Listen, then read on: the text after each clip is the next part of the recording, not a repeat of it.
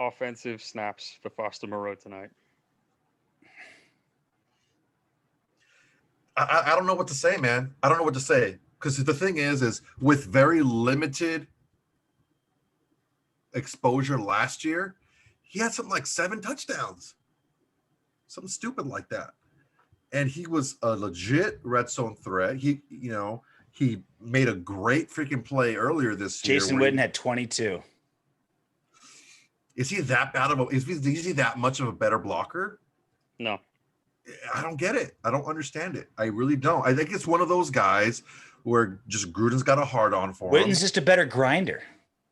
He's just a better Gruden grinder. Better bumping grinder. Foster Moreau is the better Rory's grinder, but Witten's the better Gruden's grinder. He's no Homer Renfro. Derek Carr on his groin status. My top gear isn't my top gear right now. Okay. Yeah, so he's still hurt, but he played. Yeah, you could tell he wasn't moving around very well. He was no Hummer Renfro out there. That is perfect. You were like, he said Homer Renfro. Oh yeah, I blacked out for a second there. Yeah. Oh God, so good. Banged up. He wasn't awful. No, fucking Hummer Renfro. Fuck me, dude. If you take that Aguilar, if you take the Aguilar play out of this, I think it's a fucking completely different narrative that we're talking about when it comes to Derek Carr in this game. Or if Henry Ruggs caught that pass. Dude, let's go watch that again right now. I'll watch that right now. The way I saw it, his left hand was turned a little bit inward and it hit the back of his left hand and the palm of his right hand. It hit both of his hands and he didn't have his hand turned the right way.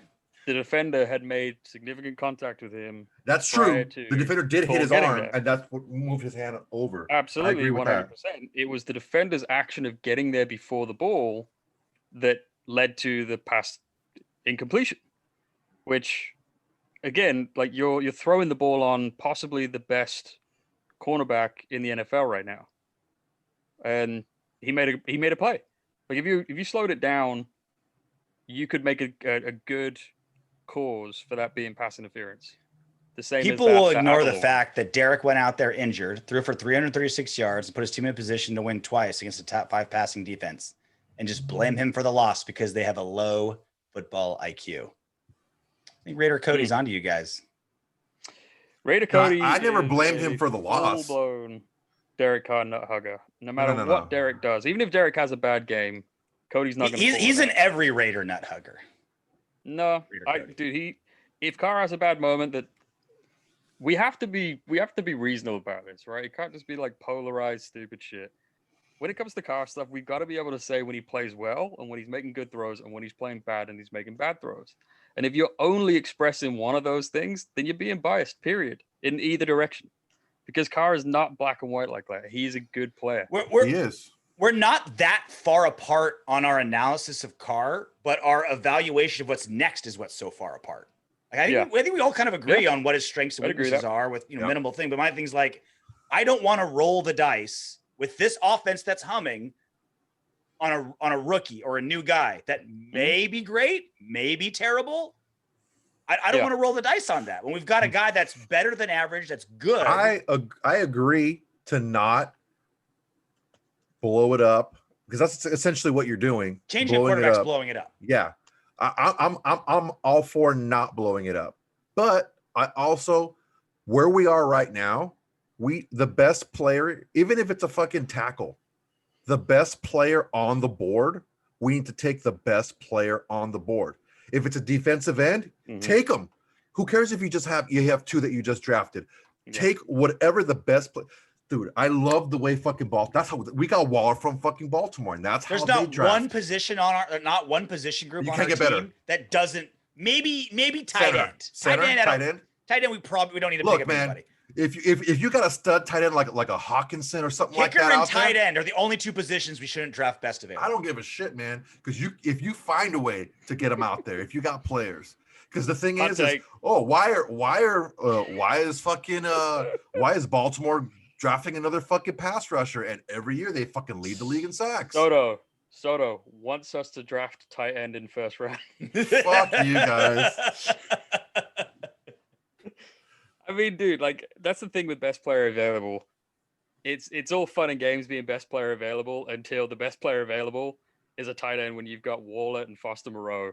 You're not taking another fucking tight end in the first round. None of them stick to it. Every coach says it. None of them stick to it. Because you can't, dude. Because it's not good management. Best player available works 100%. I love it. I agree with it until it doesn't work. And then you have to be able to say, you know what? Got to be flexible here because it's the best thing for the team. You know what I mean? Well, that's kind of like the silver lining of our squad is there's no giant hole on our defense because there's holes everywhere. Yeah. It's not like our pass rush is so much worse than our linebackers, or our linebackers are so much worse than our pass defense. That's all terrible. So let's get the best one. Just get the best players. I don't want a player. I want a player. That's what I want. I like me some players. The player. Players. No, playa. I want I'm from Long Beach, playa. I know about the playa. I want a player on every level on both sides of the ball. That's what I want. I want a player on the line. I want to play a linebacker. I want a player in the secondary.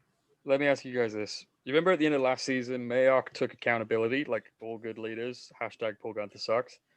And what did he say? He took accountability for the last season, saying that he needed to do a better job of filling that roster with depth. Like he didn't do a good enough job of providing Jon Gruden with better players if injuries happen. And then he went out and he had the free agent period and the draft that he just had. Do you think, looking back at it now, that Mayock fucked up again and didn't do a better job? Or do you think this is more on the management, the coaches? Because I think it's more on the coaches for sure. I think it's the coaches, yeah. It's also hard to say, like, how much does Mayock, because Gruden has final say on everything.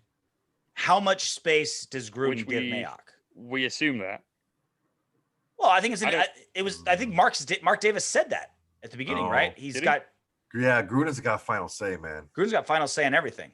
I believe that's what Mark Davis said early. I want to fact check that because I don't think they ever committed to who does what, and they've always been super. They're always going to be like, oh, well, you're going to work real. Whenever a head coach and a GM work very closely together, it's the head coach. I think Gruden respects the fuck out of Mayock, so that's why Mayock gets to make some decisions.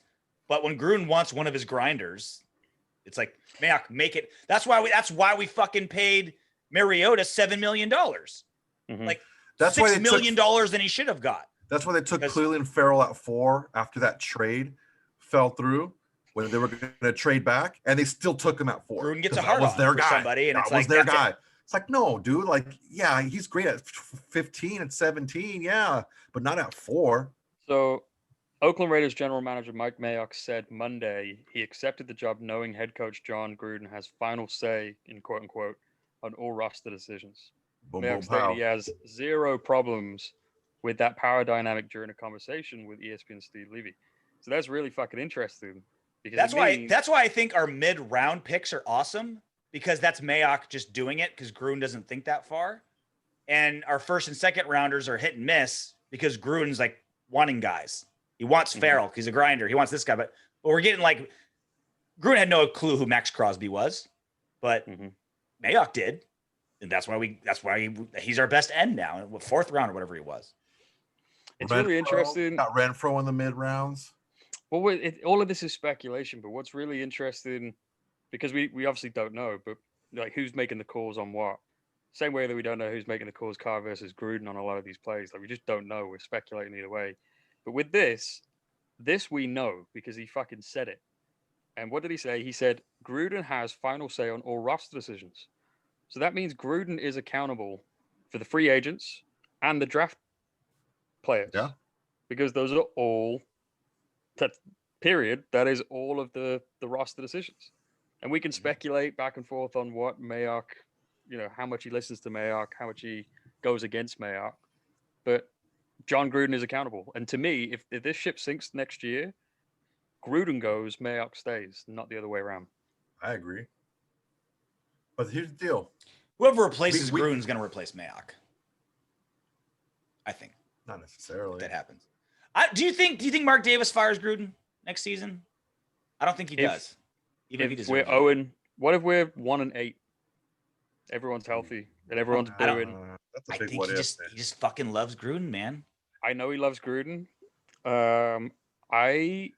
You got to think of this as well as a business. Like, we're in Vegas for the fucking, like, this is important. This can't fail because our team, no one wants to go to our fucking games.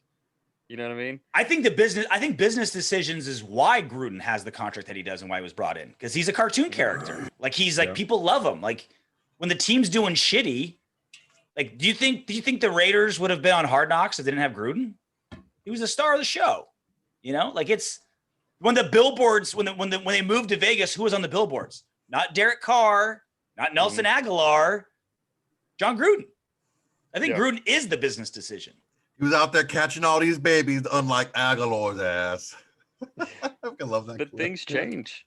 Things change too. Well, yeah, he's not bulletproof. Dude, if any coach goes 1-8, they're on the hot seat. So that's a big what if. You know, if the queen had a dick, she'd be the king. That's a big what if. So, and it depends what the 1-8 is. You know, if Derek Carr's out for the season, I mean, yeah, exactly. You know, yeah, totally. Like but if you disregard those types of outcomes, and I mean, we can all keep it real, dude.